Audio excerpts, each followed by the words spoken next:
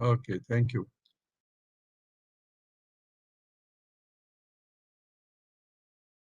So, friends, it's a great pleasure to welcome you all to today's talk by Shri Jayant Misra on a highly relevant and contemporary topic, that is India's drugs problem, which means India's drug abuse problem, really.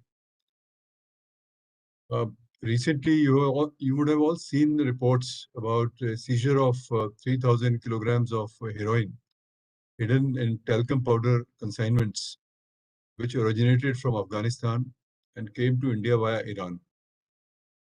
This massive drug haul is not an isolated incident. It was a part of a series of such seizures which have been made in the last few months. And some of these boats which carry uh, these illicit drugs were also intercepted by the Coast Guard and the Indian Navy. So this is quite a common occurrence, actually. From the other side, if you see, there was a report which was also discussed in the media. This is a report by the National Drugs Dependence Treatment Center of All India Institute of Medical Sciences, which said that about 2.8% of India's population, that is nearly 3 crore people, are reported to be cannabis users and nearly 1 crore to be sedative users. Now, this data really shows that we have a massive drug abuse problem about which we should be aware and we should talk about. So in this context, I would like to welcome Shri Jayant Misra, who has agreed to talk to us about this issue. He is a highly knowledgeable person. He belonged to the Indian Revenue Service and has had a distinguished career spanning over 3 decades. He was Chairman Settlement Commission for Indirect Taxes, Department of Revenue, Ministry of Finance from 2017 to 2019. He is a specialist on non-traditional security threats such as drug trafficking, money laundering, and terror financing. He is presently Consultant Drug Law Enforcement, United Nations Office on Drugs and Crime, Regional Office in South Asia. During his service, he has held high-profile assignments, including the Director General of Revenue Intelligence. He has participated in several multilateral negotiations. He has had extensive administrative, legislative, dispute resolution, and intelligence gathering experience. He taught at Allahabad University before joining the Government of India in 1981. Before I request him to talk about this issue, I'd just like to provide a little bit of context. Illegal trafficking in drugs, narcotics, and banned substances is a matter of global concern. The proceeds from illegal drug trafficking and in narcotics finances terrorism, organized crime, and many other crimes. Drugs and narcotics find their way into societies. The social and economic costs for society are enormous. The illicit drug trafficking is a matter of international security as well. The illicit drug trade money, estimated to be about 1% of global GDP, not only finances violent crime and terrorism, but also finds its way into the global economy through various ways, including money laundering, etc., and perpetuates an endless cycle of corruption, economic loss, and societal weakness. There are several international conventions and organizations which promote cooperation amongst different states, yet the problem is growing. So far as India is concerned, it is surrounded by unstable regions in the west and east, the Golden Triangle and the Golden Crescent, which, as you know, are amongst the world's largest producer of cannabis, opium, heroin, and other banned substances. Many of these drugs and narcotics transit through India. So India is also a transit state. The incidence of illegal use of drugs in Indian society is also rising. According to the government data, more than 72,000 cases of illicit drug use were registered across the country in 2019, that is. The figure was about 61,000 in 2017. Many cases probably go unreported. So there is a huge problem here. An equally serious problem is that there is an increasing shift from traditional sources of drugs to synthetic drugs. This is a matter of great concern for all of us. Drugs and narcotics also pose major national security threat. And we have seen how we are facing terrorism, which is often financed by drug trade.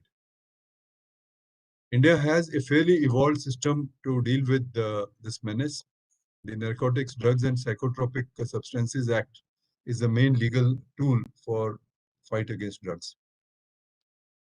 There are many law enforcement agencies, both at the center and the states, who are fighting the drugs menace.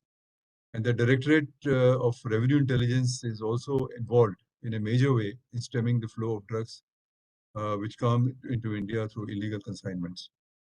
The government has also taken a number of institutional steps, set up various kinds of bodies, including, for instance, the Narcotics Coordination Center mechanism, which promotes coordination amongst various agencies, and so on. And more recently, digitization of pan-India drug seizure data is also beginning to happen. India is also signatory to many UN conventions and has active cooperation with them.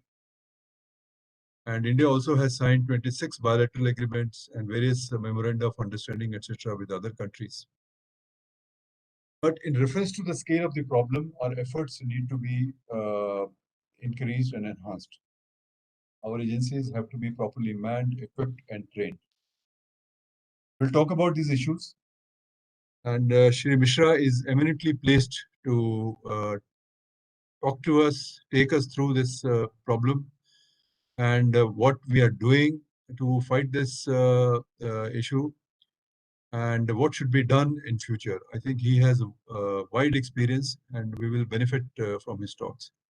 So once again, thank you all for joining us, and particularly Mr. Mishra for sparing time from his very busy schedule.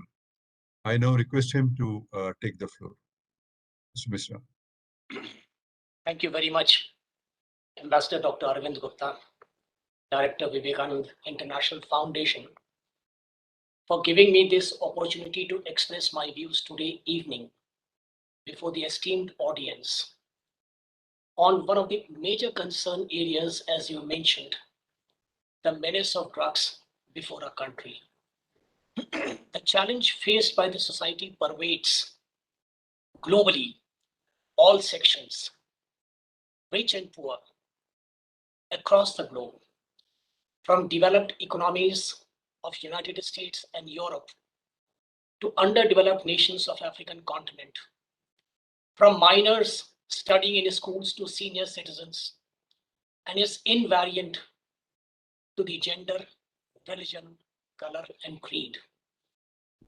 Now, besides being with the Indian Revenue Service, as you have mentioned, for long 38 years, I have been associated also with the Institute of Narcotic Studies and Analysis, that is INSA, which was formed in 2009 as a think tank, basically, of eminent persons to take a holistic drug challenge. And it has conducted several studies on drug challenges which have influenced our policy formulation in this direction, including the Arunachal Opium Survey Report, the report on illicit drugs in Northeast India, report on illicit opium cultivation, and report searching for truth and solutions on drug problem in Himachal Pradesh. Additionally, as you have mentioned, I'm associated presently with the UNODC. UNODC, the mission of UNODC is to contribute to the global peace and security, human rights and development by making the world safer from drugs, crime, corruption, and terrorism. The regional office of South Asia, where I am associated as a consultant on drug law enforcement, also undertakes several initiatives in training our law enforcement agencies in the region and help the inter-member cooperation mainly between the 6 countries of the region, that is Nepal, Bhutan, Bangladesh, Sri Lanka, and Maldives, which are, as we will be proceeding, we'll see, are the crucial areas leading to the transit and trafficking of the drugs. Now, I recall that there used to be a time in the late 60s and early 70s when parents negotiating for the marriage of their sons who would have just become eligible after getting a job would say with a lot of pride that my son, he is very virtuous. He does not take even tea. Those were the days when tea was considered an addiction.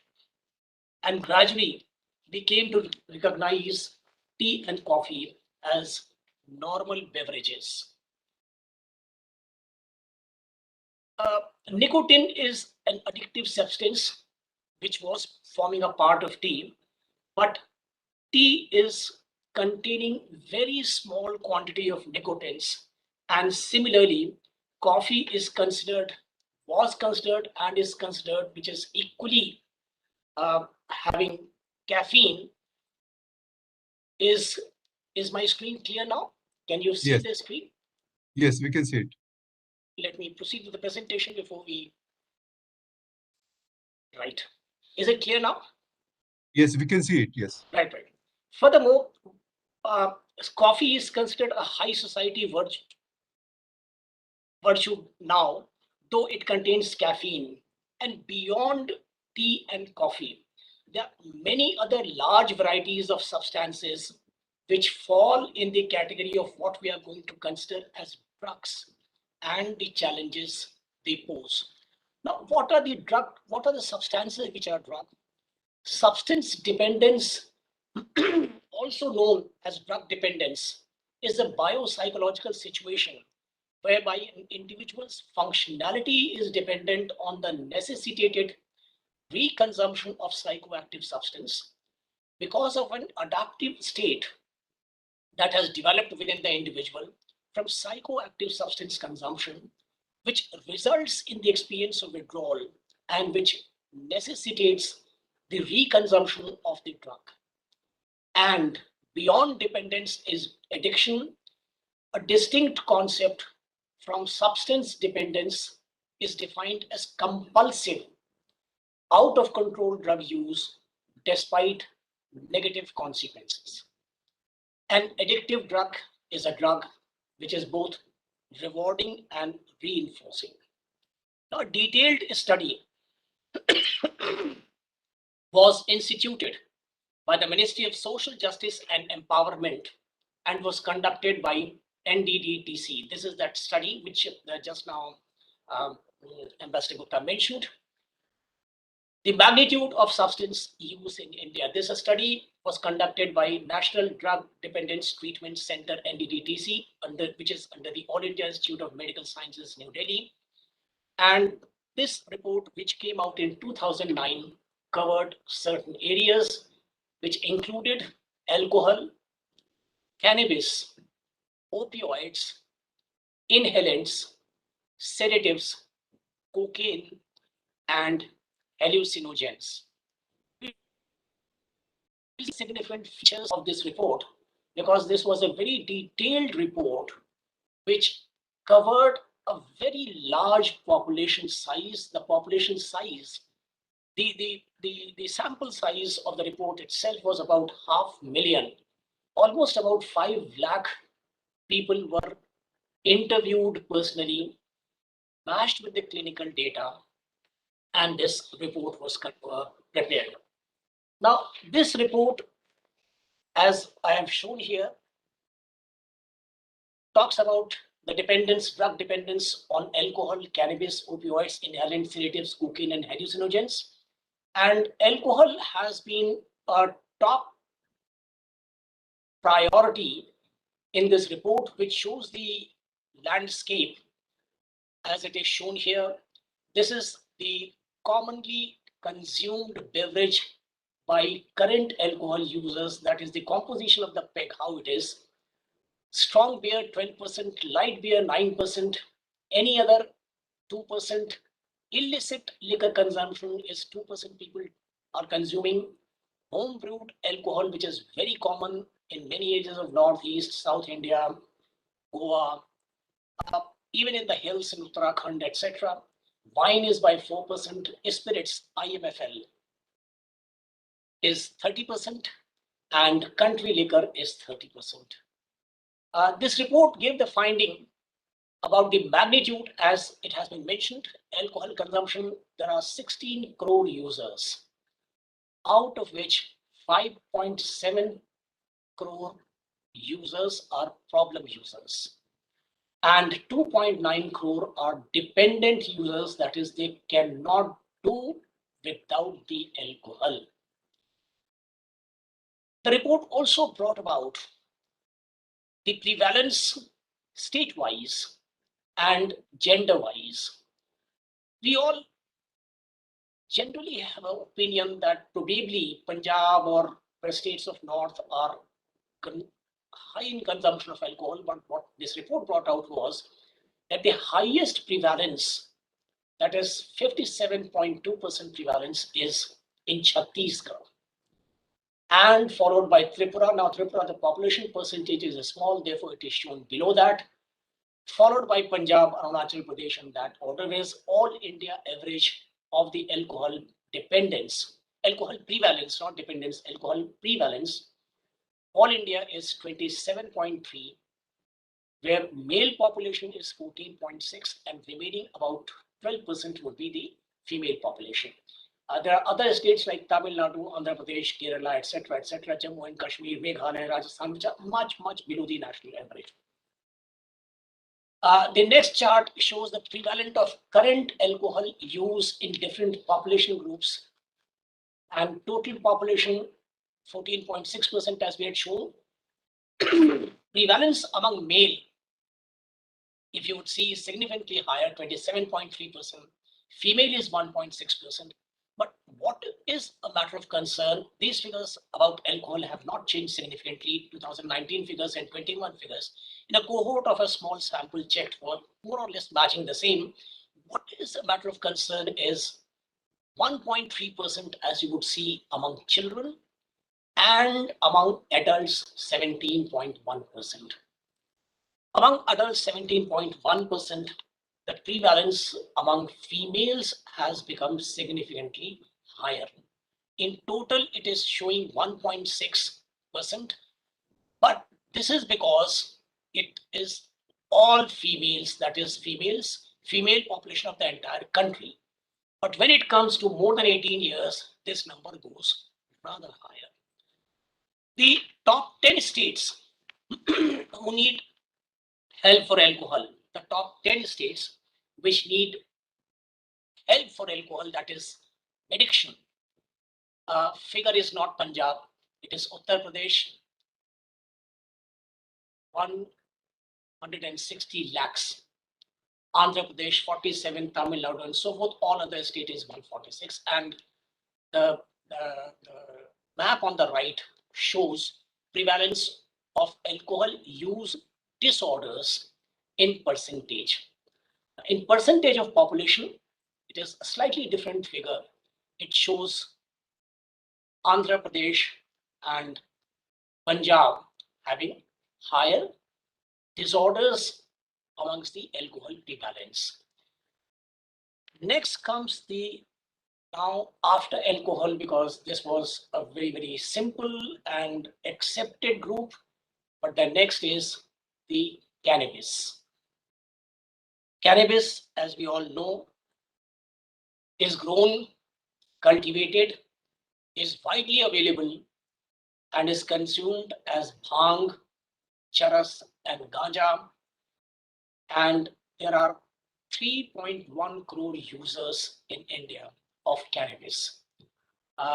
Cannabis is 2.8% population which is using. 0.66%, that is 72 lakh, are problem users, and 25 lakh are dependent users, that is, they are addicted. If they will not get it, it will be leading to serious health problems for them.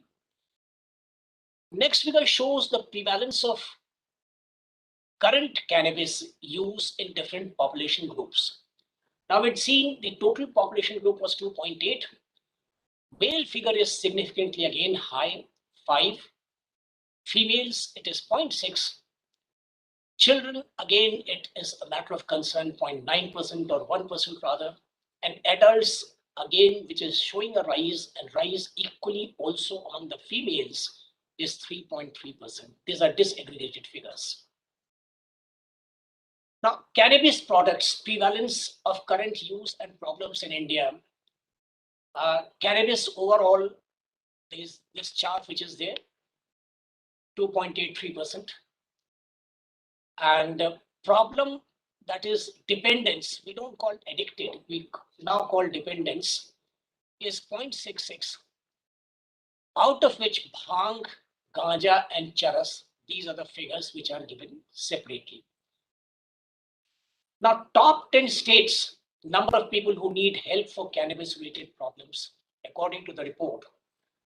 Highest is Uttar Pradesh, followed by Punjab, Odisha, Maharashtra, Chhattisgarh, Bihar, Haryana, Delhi, Assam, Madhya Pradesh, and then comes lastly all other states. After cannabis, we have the opioid. Now, opioid, there are 2.3 crore users. Opioid, the three groups which have been analyzed by this in this report are opium, heroin, and pharma opioids, of which 77 lakh are problem users and 28 lakh are dependent users. This report was also extremely significant in determining the outer and inner limits of the demand of heroin in the country. How it was calculated is shown on the left side.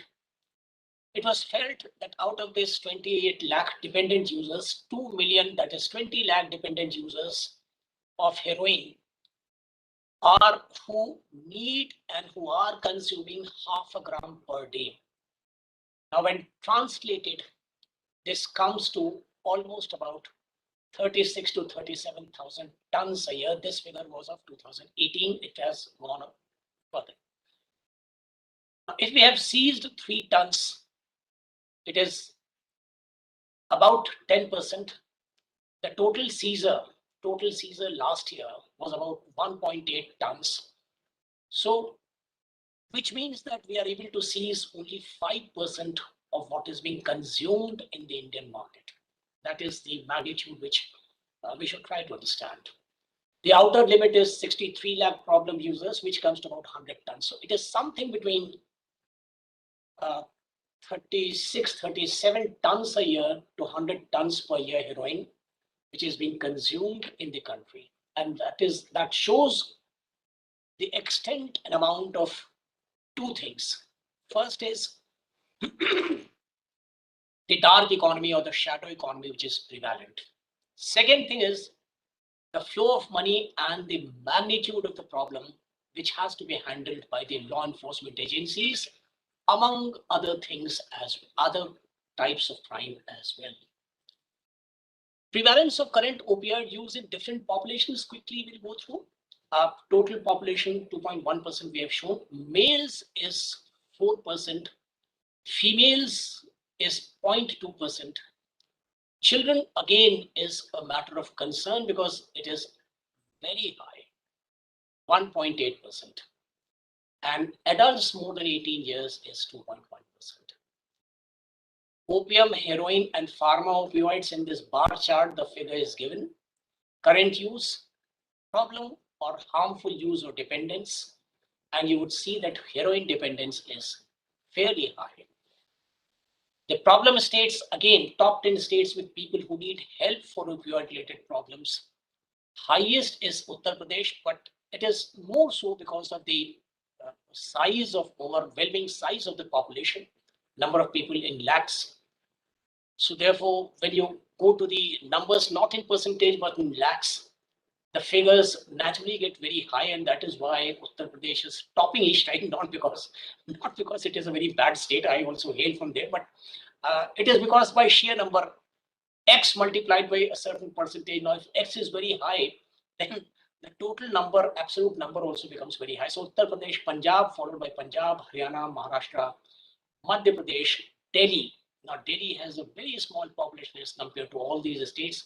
Delhi's population, NCR population, would be around 3 crores. And there, if you have a percentage of 2.7, 3.7 rather, 3.7, it means it is a regular dependent consumption is very high.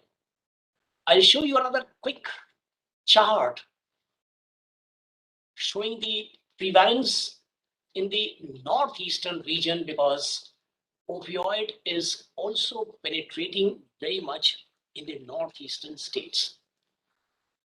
Besides Punjab and Haryana, the other top states, this is in terms of percentage now, other top states are Arunachal Pradesh, Nagaland, Manipur, and Mizoram. And also, interestingly, Sikkim, where you have both pharma opioid and opium prevalent. Some extent, heroin has also been noticed. Now, this landscape I'm showing you because these are the main areas of concern: alcohol, opioids, cannabis, the cannabis group and the opioid group.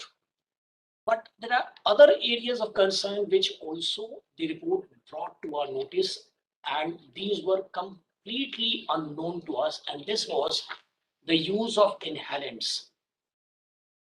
Inhalants, they contain, they are also very easily available in the market. They are very much prevalent among children. And if you will see, there are 77 lakh users of inhalant, 22 lakh problem users. They are dependent on inhalants, because if they will not get it, they will feel, they will move mentally, they'll go disturbed, and they can be violent, or they can get depressed. They can have psychological problems. Male-female population breakdown is given. Dark blue is females, 51 lakh is male, 26 lakh is female. Total population is 0.7%. All males 1.3%, females 0.07%. But more important is the children, 1.17%. This is highest, probably highest in, if you compare with the global figures, it is a very, very high figure. Now, having said that, I'll show you also a small chart about other varieties, that is sedatives, diazepam, Valium, all these kind of prescription drugs which are sedatives. Sedative related problems again are UP, 35 lakhs. Now UP is stopping because of, as I mentioned to you, not because it is a very problem state, but more because of the population, sheer number of population. Then Maharashtra, Punjab, Andhra Pradesh, Gujarat, Haryana, Madhya Pradesh, Odisha, West Bengal, Delhi. Now Delhi is figuring, which means that Delhi, in spite of being a very small population, if it is figuring in top 10, which means that the prevalence is very wide. Prevalence of current inhalants is, we have seen in the previous slide, so I'm not touching. I'll show you a small chart about the total figures, top 5 states with children who need help for inhalants. That is only incidental, you can have a look. And beyond this, top 5 states, again Uttar Pradesh is there, but then Delhi is also figuring there. Beyond that is the substance use trends. This is in the same report. Alcohol, estimate users, prevalence, all these figures are given. Alcohol, cannabis, opioids, sedatives, inhalants, cocaine, amphetamine type stimulants, and hallucinogens. Now, these are the figures which are very high. Estimated users, 15 crore, 3 crores, almost 2 crores. Sedatives almost about, in adult population, 1.1 crore, 60 lakhs. Cocaine is also there. So these are the Beyond this now, beyond this is another major area of concern, as Ambassador Gupta had just now mentioned. And this major area of concern is about the synthetic world and new psychoactive substances. So far, we have been talking only about cannabis, opioids, etc. But much grave and much wider and deeper problem is new psychoactive substances, or NPS, and the synthetic world. You must have seen, some of you must have seen the reports which have been coming globally. For example, synthetic opioid strong enough to kill more than 50 million people seized in California.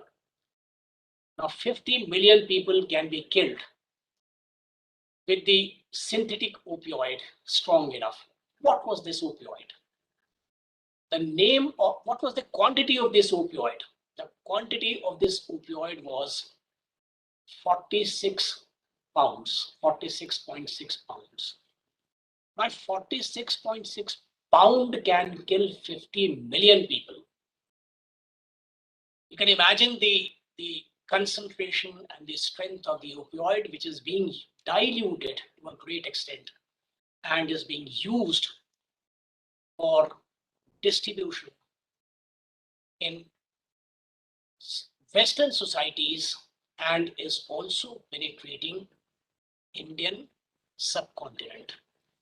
The name of the product in this report, which was published in USA Today, was published worldwide. The name, this was on 27 September 2021, only recently. The name of this chemical synthetic opioid was carfentanil. Now, fentanyl is used mostly for veterinary purposes. It is permitted. You can purchase it, buy it for the research purpose. It is used, but fentanyl is 100 times more powerful than heroin. And carfentanil is 100 times more powerful than fentanyl.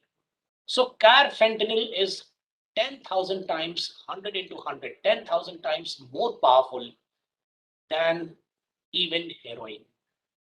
This is the threat of the synthetic drugs which is now arising.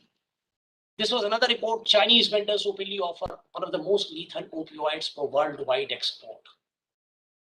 B2B, through net.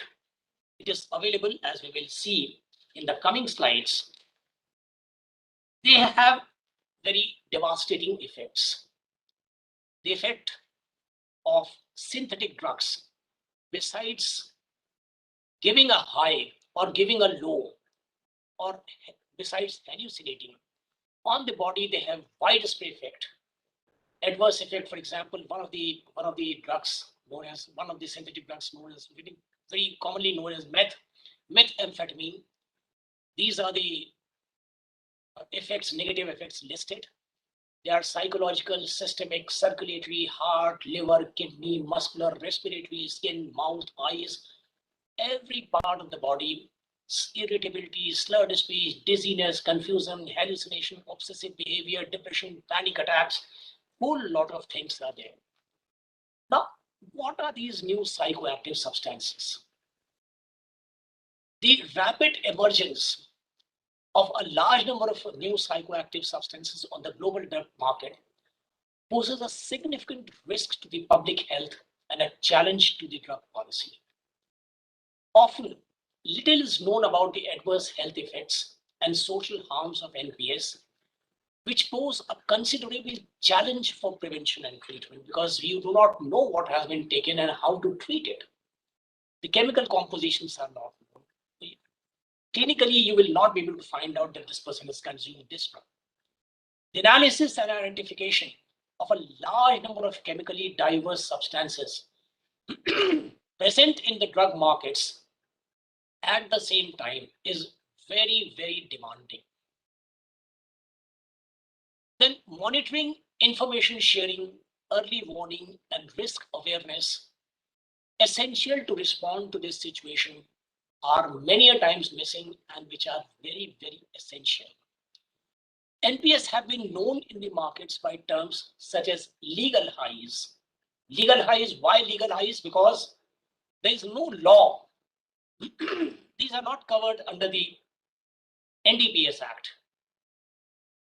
They are known as bath salts. They are known as research chemicals, and therefore they are freely floating in the market throughout the globe.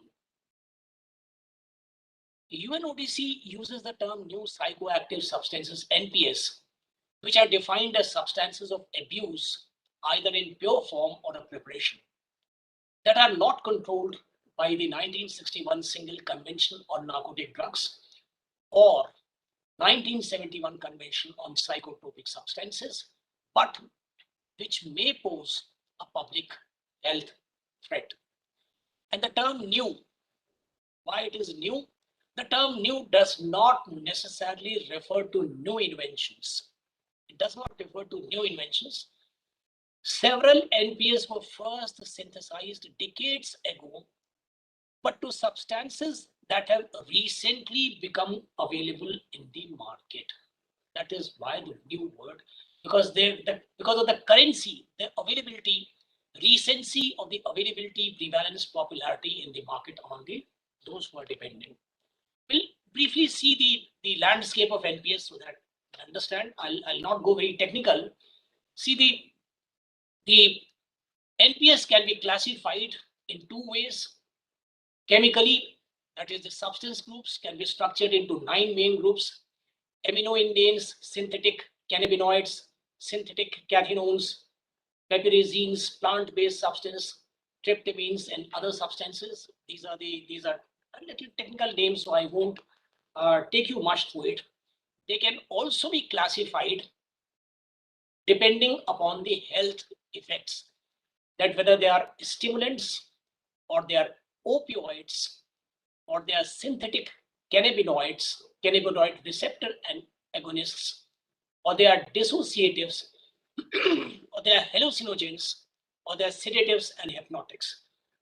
Why I'm showing this is recently, sorry, let me have a sip of water, please.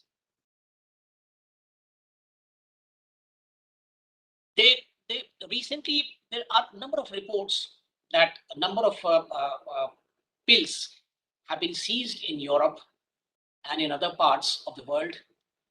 In India, in Northeast, yaba, ecstasy, and meth tablets are quite prevalent. In Bombay, you are reading it, you have been seeing it in the film world, and they excite you, hallucinate you, and at the same time, they also reduce the experience of pain in the person. Now, therefore, they have become extremely popular with the terrorists. There was a seizure last year of 1.2 billion euro in Italy, which was sourced from Syria, the factories in Syria. There was a huge seizure recently, a few months back in Malaysia, which was reported by Saudi Arabia of Captagon. Regularly, these are getting imported into India through postal routes. As we proceed, we will see it through postal routes, through courier routes, and how postal and courier routes are using it. That also I'll give you a rough idea a little so that you know the menace of the problem. Global quantities of new psychoactive substances seized. Now, they are in two categories: plant-based NPS, that is khat, kava, harmine, ibogaine. They have been kratom. They have been separately classified because they are plant-based, and they are purely synthetic ones, which are ketamine, cannabinoids, synthetic cathinones, piperazines, other NPS. These are there. You can see how these figures are changing and morphing, and how the seizures have been going higher and higher. This is when we talk about the NPS, this is the global landscape. How many substances, new substances have been reported?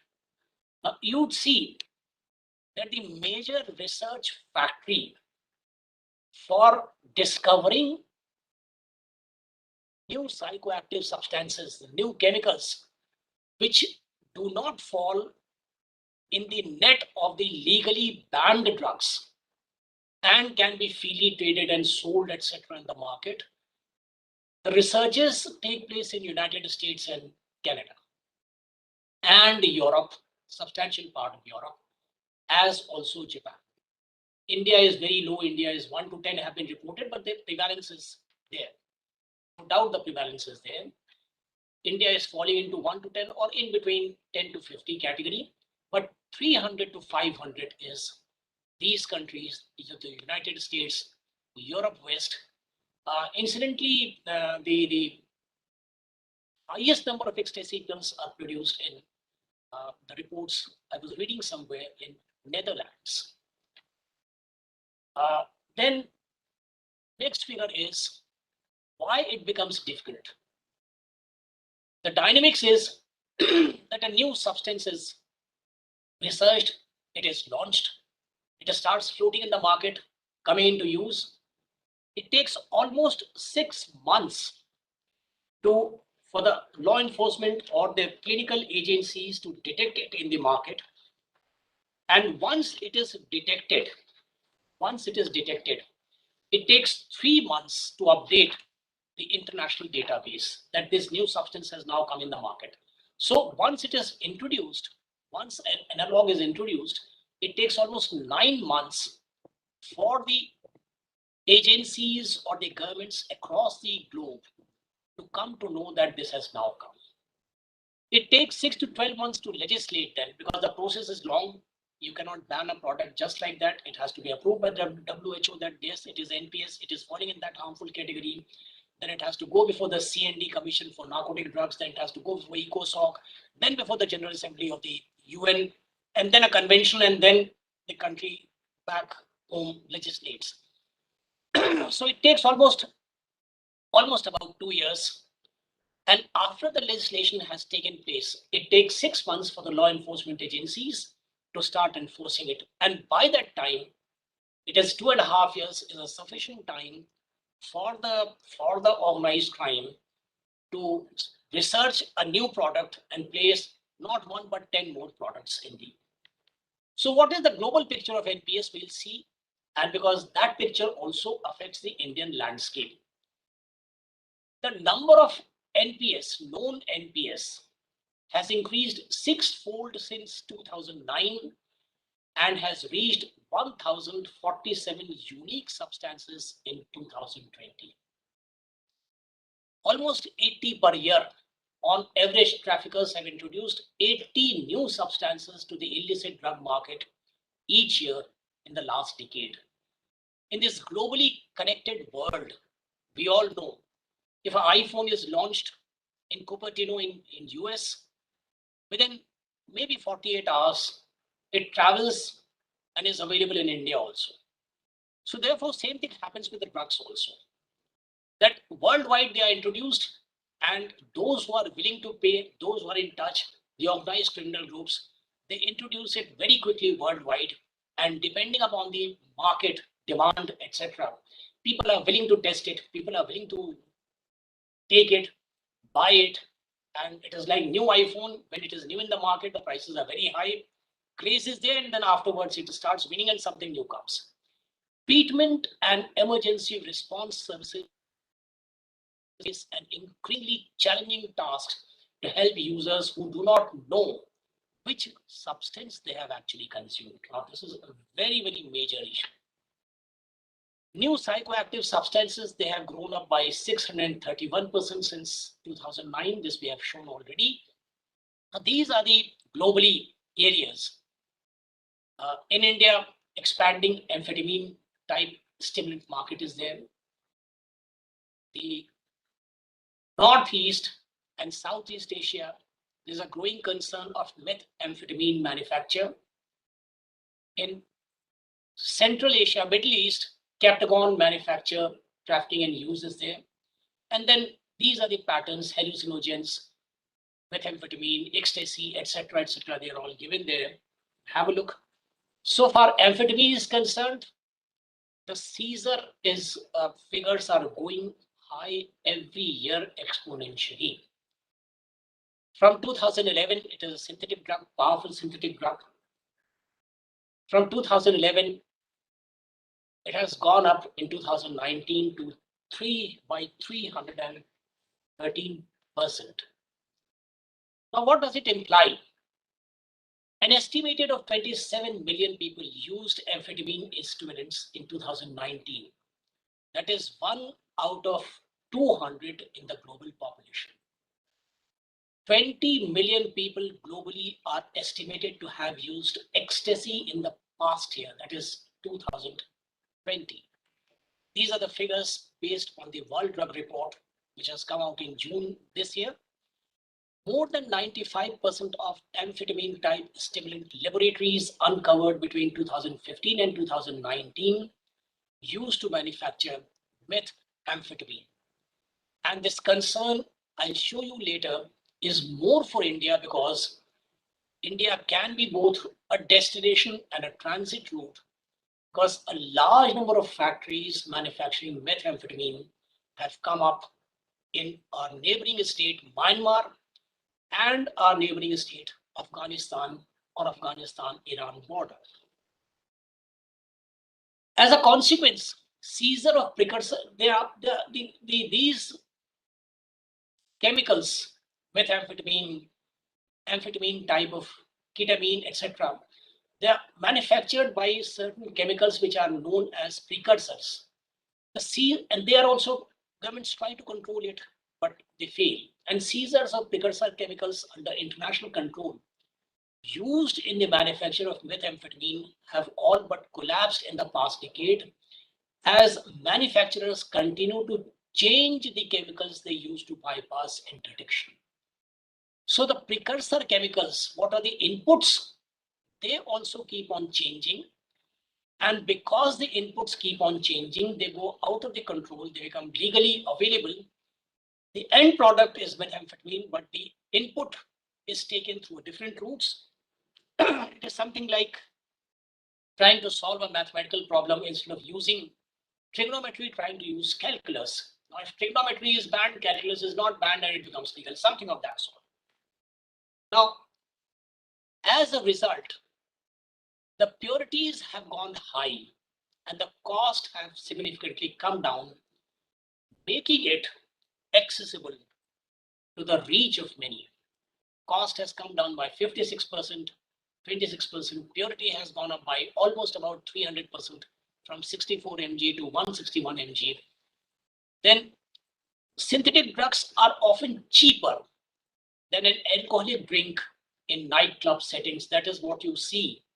The cruise event, the Bombay bars, the nightclubs across the country, the synthetic drugs are often cheaper than an alcoholic drink in nightclub settings, which increases their attraction for young people with limited financial resources. I'll show you another slide as to how the decreasing number of emerging new psychoactive substances is there, but the geographical expansion is alarming. So you will see that India is very much in the ambit. In 2019, it was in the grip of almost 71 new substances prevalent in the market. About NPA is a very major threat. I would also like to show you on a slide that the number of people with drug use disorders in 2019 was 33% higher than in 2010. That is synthetic drug use disorders. 33% higher. And how it affects is also to be seen. The low-income countries, the dependence was the highest. By 2030, the estimates are that it will grow up by 43%. In middle-income countries, now India falls between middle and low-income cusp, or maybe, I do not know where would you like to classify it, but there it will be 10%, so India will be certainly falling between something between 30 to 35% category. High income countries, the dependence will be coming down, that is -1%, but absolute numbers would still remain very high. This is a small chart which I am sharing with you about women and drugs and the prevalence in prisons. This is global, but this is also symptomatic of India. Men in prison, women in prison, and women in prison, as percentage of women in prison, those women who are charged with drug offenses are 35%. So the crimes which women are committing are the highest insofar the drug offenses are concerned. Men are committing many other types of crimes, trafficking, murder, robbery, etc., etc. But women in the category, most of the offenses are relating to trafficking of drugs or selling drugs or carrying drugs as a mule carrier, etc. Women who use drugs face gender-specific barriers, challenges, and these barriers are, these are true of India also, they have been found to be true. Access and availability of drug treatment services. Once they fall prey to drug use disorders, they have very little access to the drug treatment services. They face much. Some study I have seen stated that women face almost about 300 to 400% higher social stigma if they are found to be addicted to drugs. Fear of possible legal sanctions and fear of losing custody of children while in treatment. If their children are minor, and if they go for treatment, probably the family would snatch away the child, and therefore they would be deprived of even their progeny. So these are the main reasons, main factors which women face so far the drugs are concerned. Beyond this, another area which probably has been talked but not so openly is this is all about what is available in the market, sold. You find in the corner of a place where you can, in the corner of a railway station, on the corner of a shop you can find. But there are other demand and prevalence of NPS in India. In India, the NPS study demand has not been, prevalence study has not been done so far.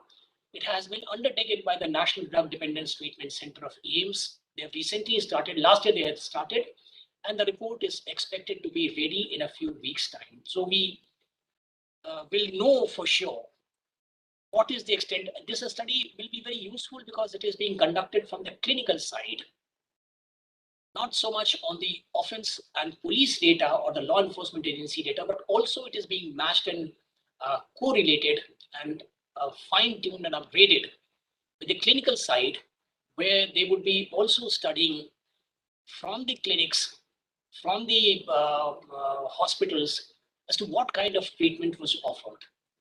And based on that, a very good study will be emerging, which will be.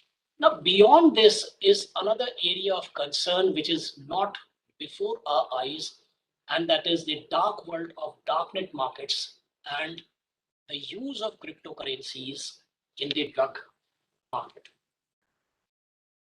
Well, there are a large number of reports which have been coming in the newspaper. I'll show you. This is only recent. This is about 3 months back.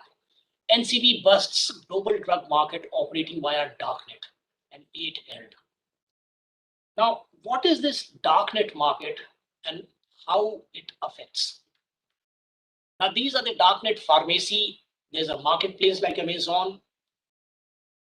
There are transactions which are happening. Most of these transactions are happening in cryptocurrencies. Therefore, it is difficult to find out who has taken where. Every day you will find these kind of reports, not only in India, but globally, but in India, it is going more and more. As we all know, briefly, many of you would be aware, but I'll mention very briefly that internet is divided into 3 parts: the clear web, deep web, and dark web. Now, clear web is that part of internet which you can access. Anyone and everyone can access. This includes entire material which is available on Google, Yahoo search engines, a large number of other search engines are there, which is available. Whatever material, Wikipedia, newspapers, articles, Twitter, whatever is available, you can. And this is only 4%, only 4% of the total material or transactions or the interactions which are happening on the internet. Remaining 96% is either deep web or dark web. Deep web is the content which you cannot access without a proper permission to access, which contains the bank accounts, the company profiles, the government data. Quite a bit of things are there, and they are on the deep web. Beyond the deep web is a dark web. Dark web is an overlay network within the internet that can only be accessed with specific software. In that specific software, specific configurations or authorizations, and often use a unique customized communication protocol. Most of these are accessed by a number of other browsers known as Tor. Tor is the Onion browser, TOR, the Onion browser. Two typical darknet types are social networks, usually used for file hosting with a peer-to-peer connection, and anonymity proxy networks such as Tor via an anonymized series of connections. So these darknet markets are also becoming a major threat both for the law enforcement agencies and for the purpose of accessibility. First time users, UNODC had done a global, this year's report shows that first time users who are purchasing drug from the internet for the first time are using darknet because of the anonymity it offers. Nobody comes to know who has bought. And they make payments in cryptocurrencies so that it cannot be. And cryptocurrency, you've seen, Bitcoins, there are quite a number of them. There are more than 5,000 of them, but Bitcoin is the most well known. One Bitcoin is very expensive. It is almost about, the latest rate was about a few days back, I'd seen about 31 lakh rupees per Bitcoin. But it is not that one Bitcoin one has to purchase, one can purchase bits of it also, smaller parts. Like rupee has 100 paise. Similarly, one Bitcoin has 1,000 Satoshi. One Satoshi is 100 part of Bitcoin, and you can also make payments in 0.001 Satoshi or 0.0032 Satoshis, etc., depending on the price. So it is, and Bitcoin otherwise, and most of these cryptocurrencies in India are neither legal nor illegal. They are not legal because you cannot go and exchange them in the banks, because banks will not know what the exchange rate should be. But they are not illegal because you can purchase it from your internet banking easily and keep it in your wallet, which is digitized. So young people prefer to buy from the darknet markets using cryptocurrencies, and that to synthetic drugs, where if they fall sick, even the doctors would not know what they have consumed, what can be the antidote, and therefore it is a major headache, both not only for the doctors but also for the law enforcement agencies and social workers. This is, I'm showing you a darknet market. This is something you cannot access it easily, but you can, I mean, if you have passwords, onion router, etc., you can, and it is not very difficult. Carfentanil, 99.98% pure, $800 per gram. Now, we had just now discussed that it is 10,000 more powerful than heroin. What does it mean? That it is 80 cents per gram of heroin kind of thing. It can be cut with 10 kilogram of 1 gram can be cut mixed with 10 kilograms of coffee, and 1 cup of coffee will give a high of 48 hours. This is what it is. Then furaphenylfentanyl, $20 per gram. This is 100 times more powerful than heroin. Then MFUF, TMFUF. These have also very popular. They ship from Great Britain. They ship worldwide. Escrow account, and this is a whole lot of things which can be seen. There's another. Not only that you can purchase from darknet markets with those names. These are the chemical names, and as research chemical on the clear web. You don't have to go to darknet. You can say that I'm a researcher and I want to do a chemical research. I'm doing my PhD in chemistry. I'm researching on organic or inorganic or whatever chemistry, spectrum, Scoopy, etc. And can buy it openly. And this is example of advertisement for the sale of research chemicals from the clear web. This is February 2021. Increased use of technology to facilitate drug trafficking. This is what I'm showing. These are the markets, darknet markets. And this is what the minimum daily sale has been. Dollars per day. Per day, $1.4 million it had crossed. Hydra Market, Canonazon, Umpire, Dream Market, some of them have been pulled down. Canonazon has been, Hydra Market has been active till April. And these are the details of 10 major global darknet markets between January 2019 and April 2021. Why I'm showing is just to know the menace of it.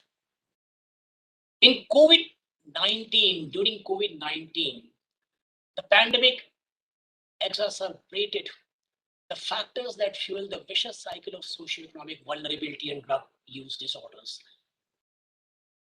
Ambassador Gupta mentioned what kind of a vicious circle drugs have. We will discuss it a little bit more in other slides. Limited education, poverty leads to limited education leads to limited employment leads to conflict leads to addiction, limited employment, poverty, and education, limited education lead to drug use, abuse, and drug use. People easily fall prey to using drug for taking out their frustrations, and that is how it becomes a very, very vicious circle and has to be addressed very comprehensively. This is specifically true about Indian context. Now, what is the Indian context in South Asia, neighborhood of South Asia where we are located? India is situated, as was mentioned by Ambassador Arvind Gupta ji just now. India is situated between two highest cultivation areas known as Golden Triangle. Golden Triangle is on our eastern side, Myanmar, Laos, and Vietnam, and the Golden Crescent, Afghanistan, Pakistan, and Iran. And herbal highs, particles, synthetic cannabinoids, research chemicals, and drug analogs, all these kind of drugs are manufactured and trafficked. There's a northern route in Golden Crescent, which goes to Central Asia and Europe. There's a central route which goes to Middle East. There's a southern route. This is the southern route which was used for the recent 3,000 kilogram of heroin which you have seen has been seized. But there have been regular interceptions from the southern route, which we'll see briefly in the coming slides. Afghanistan cultivation in 2019 was estimated to be around 6,700 million metric tons, with a factory gate price estimated to be around 600 billion US dollars. Now that is a very, very high figure. Myanmar, it was 508 metric tons, but all of it may not be trafficked, all of it may not be sold at that price, but this is the potential which it has. And that is the area where India is situated, and that is what causes a major concern. A large number of trucks have been seized in the Indian Ocean region, east and west, both Indian Ocean East and Indian Ocean West. Large number of drugs have been seized. I'll show you the last 6 months figures. Major maritime seizures in Indian Ocean region in South Africa. This is August 2021 figures. They are there before you. Drugs seized include ketamine, heroin, methamphetamine. These are August figures. the 3,000 kilogram is not figuring here. And major seizure of narcotics pills includes 1.6 million Captagon pills of South Africa. These are the details of the seizures: heroin, Sri Lanka Navy, Mumbai, then cannabis seizures, etc. It's a large number of seizures, and there are regular seizures. These are the reports which are available with the India Fusion Center. Indian Navy coordinates this report. And the September report is not yet, August report is not yet ready, but it will be available shortly. Now, these are the details of the last 6 months in the Indian Ocean region as to what kind of seizures have been happening. You can see the type of contraband which is being seized, that is domestic product smuggling, alcohol smuggling, wildlife smuggling, etc. So the largest is this green one, that is the drug smuggling. Green part of the left, to my left, contraband smuggling is drug smuggling. Among that drug smuggling, cannabis is very high, the cannabinoid class, hashish is there. Then opioid class, you have heroin, then kratom, morphine, opium. Then in the amphetamine class, you have crystal meth, Siabu, Yava pills, amphetamine tablets, Captagon pills. And in the plant-based, you have khat, ketamine, crystal, cocaine, etc. This is the others category, not plant-based, but others categories there. So this is what has been seized. This is what India is surrounded with. Now, one small part I just wanted to mention, which may be of interest to all of us, is seizures, higher seizures are good. They of course show the active, but perhaps it is felt globally that seizures reflect only about 5% of the trafficking which has taken place. Now, this is something very, very concerning. These are some trends in South Asia: rise in using postal services and containers through shipping routes, an increased use of internet, including open source, darknet, and cryptocurrencies for payment, rise in trafficking of pharmaceutical opioids, including methadone, fentanyl, codeine, and tramadol, sharp rise in cocaine seizures from 1.3 tons. This is Indian Ocean region, South Asia, 19.1 tons. This is reported by the World Drug Report. Bhutan reported rise in cannabis seizures in last 2 years and small quantities of heroin. Bangladesh also, the seizures have gone up. Then besides 3,000 kg heroin seized at Mundra, in India, the seizures in 2020 showed the same trend with heroin 3.6 tons, ATS 1.3 tons. Sri Lanka has seen rise in seizures from sea with heroin dominating the figures, followed by cannabis, methamphetamine, and cocaine. World Drug Report shows that South Asia continues to be among the high prevalent regions. Seizure on 18 March, this is an example which I am giving you, that it is not only the drugs, but 5 AK-47 rifles and 1,000 rounds were seized by the Indian Coast Guard from Sri Lankan fishing boat, shows linkages to organized crimes, including smuggling of arms, close to seizure of 5 March, where 200 kg of heroin and 60. So similar high grade was seized. I'll show you, besides a little bit, the trends in the Northeast. In the Northeast also, the recent ones I'm taking, seizures, series of seizures from Northeast as far as Chennai, which have crossed from porous Myanmar borders.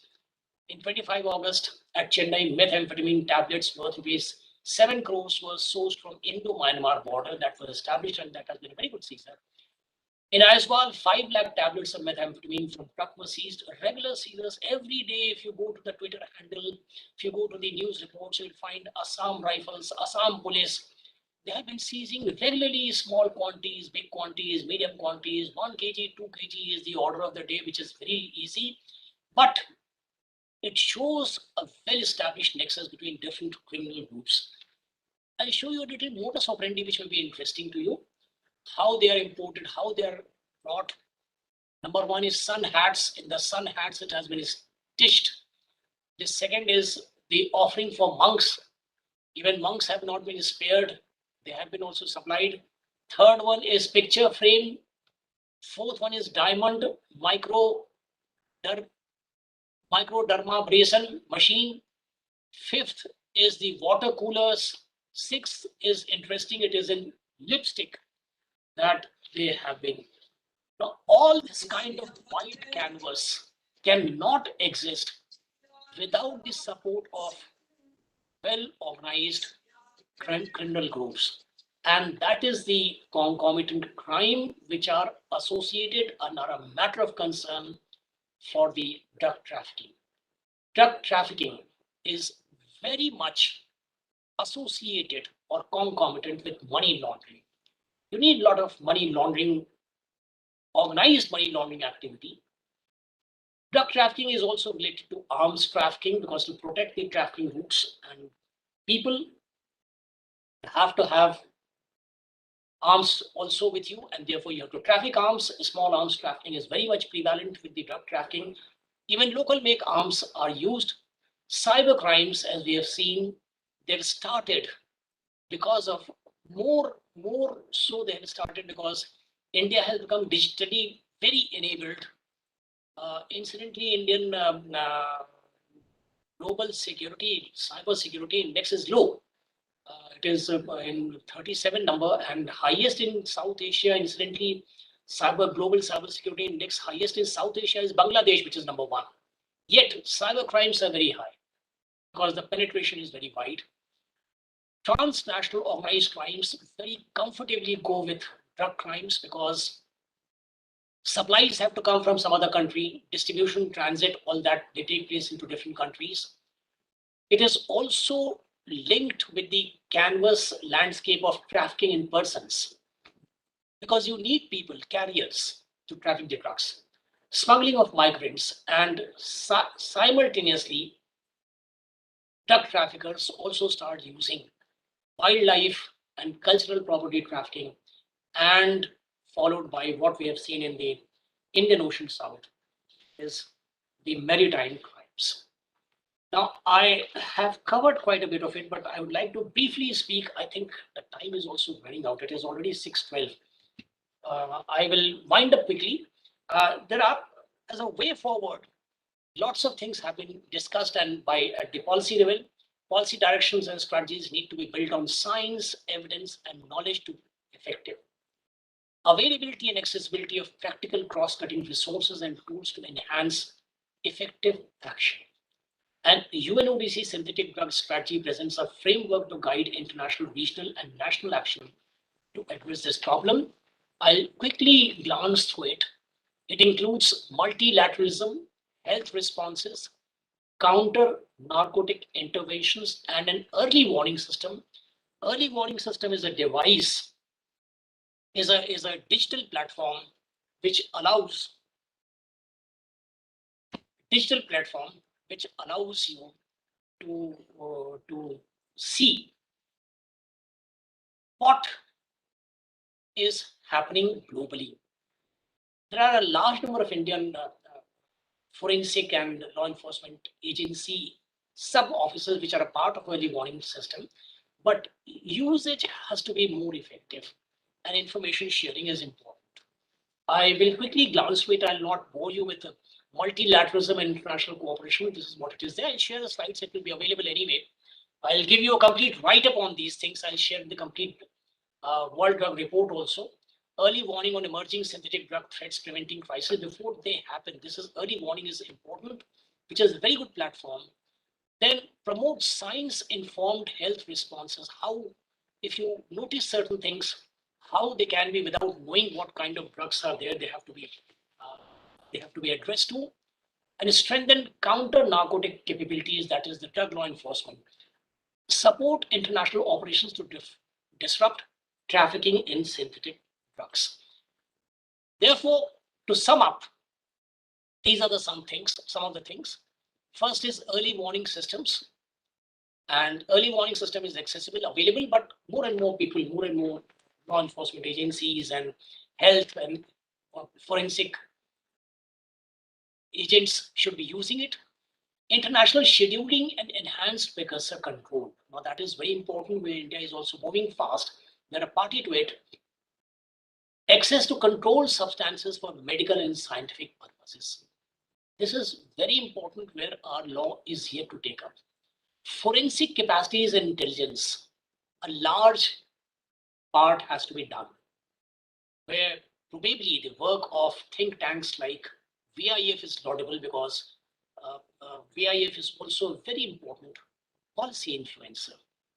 Law enforcement capacities in detection, it is being worked out, and law enforcement agencies are quite capable, but they will be upgrading and they keep on upgrading. International and regional cooperation, as Ambassador Gupta had mentioned just now, we have bilateral and multilateral cooperation. 26 bilateral cooperation agreements, MOUs are there. There are MOUs on MLAT. We are on the Sherlock platform.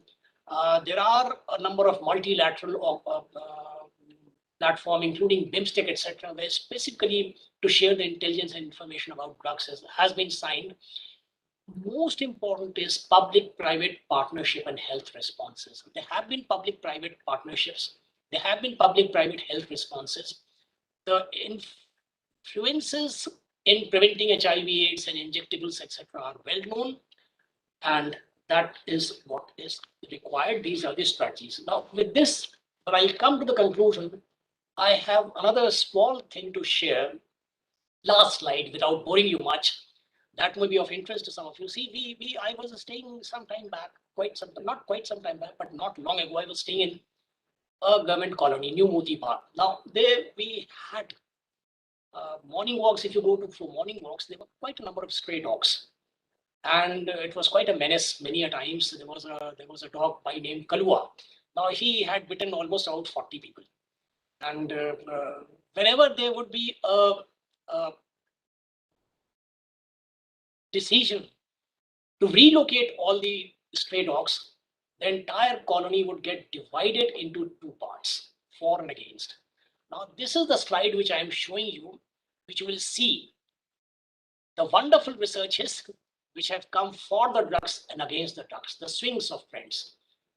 This is one very good book which has come, Fentanyl Incorporated, which gives how rogue chemists are creating, and these are all available on Kindle, how rogue chemists are creating the deadliest wave of the opioid epidemic. It is as bad or maybe worse than the COVID-19, because COVID-19, you can see the enemy. Here, you cannot see, it is hidden. It is eating you from within. The second is the Empire of Pain. This is on OxyContin, the secret history of the Sackler dynasty. This is a recent work which has come out, the Empire of Pain, how, Combiflam, but OxyContin is a very, very addicting painkiller. How? And the third one, which is very interesting, is In Pain, Travis Ryder, a bioethicist's personal struggle with opioids. Now, Travis Ryder was a doctor, and he was very fond of motorbiking. And one fine morning, he came out at 5 o'clock in the morning, early morning. He got up and he said it was Saturday, and therefore I planned weekly motorbiking with my friends. And I kissed my 2-year-old daughter without disturbing my wife. I came out and started my motorcycle and started zooming past. Next corner, there was a truck coming. I collided, had an accident. The container of the truck fell on both my feet, and they got crushed. Immense pain was there. He was taken to the hospital. The doctor said both the legs will be amputated. He had fainted by the time it passed off. But with a series of operations, after 2 years, both his legs were recovered completely, and he was able to walk, not able to run, but he was able to walk comfortably, very comfortably. From day one, to control his pain, he was given morphine, and then it kept on increasing and went to the synthetic drugs, etc. He said, by the end of 2 years, when I was fully up and walking, I found that I was cured of my pain, but I was a drug addict.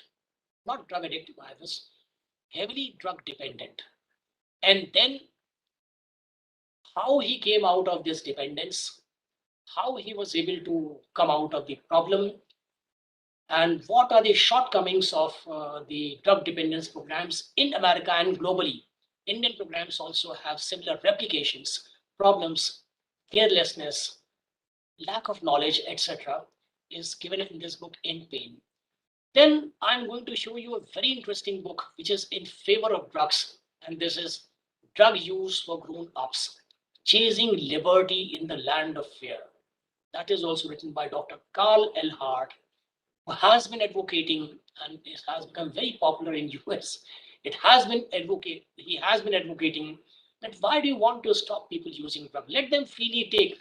You stop enforcing the law. You are spending $20 billion every year in law enforcement, preventing. To what use? That 5% dependence figure in US and worldwide is the same. You've not been able to change it. So better please get away with it. Let grown-ups freely take drugs. And I do not know.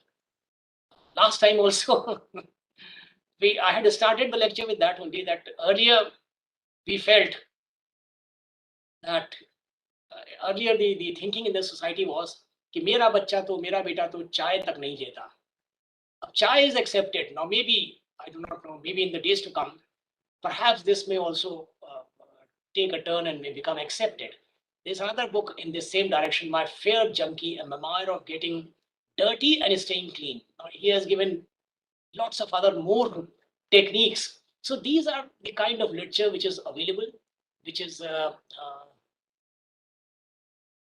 prevalent. And this also I wanted to bring to notice. There are parallel literature in Indian market, Indian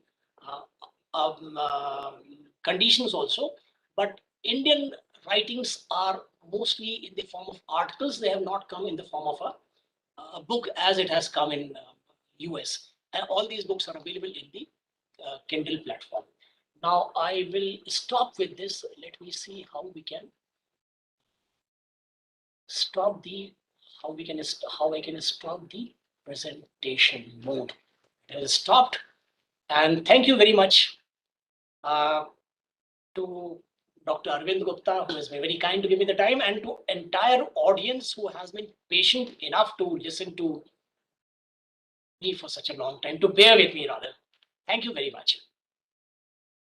Thank you, Jayanji, for that fascinating presentation that you have given. I think how much is it? About 80 minutes that you spoke went in a jiffy, and your slides were full of so much new information, which many of us, maybe we had some inkling here and there, but I think as a presentation as a whole, it has painted a very different world to us. I think it's a parallel universe of drugs about which we are not that aware. And you have,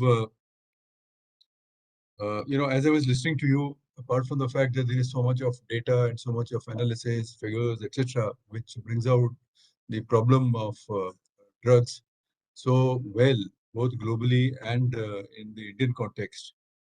But in India, apart from some articles and a few presentations, there doesn't seem to be much attention. I mean, it's not a headline news every day. On the other hand, some less desirable subjects are discussed all the time. Whereas this is impacting crores of people and in various ways. So one question is, why is it that we in India are not, putting any premium